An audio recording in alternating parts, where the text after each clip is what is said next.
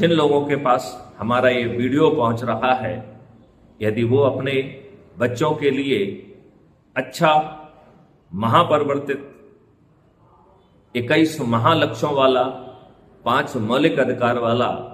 यदि भारत अपने बच्चों को देना चाहते हैं,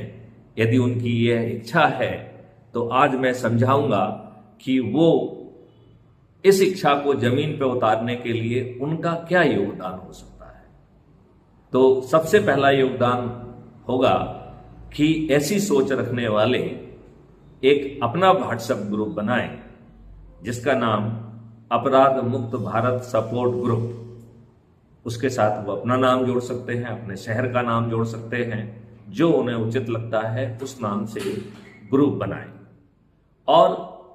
अपने परिवार के लोग, अपने रिश्तेदार, अपने मित्र, अपने पड़ोसी और जिन संगठनों से हम रहे हैं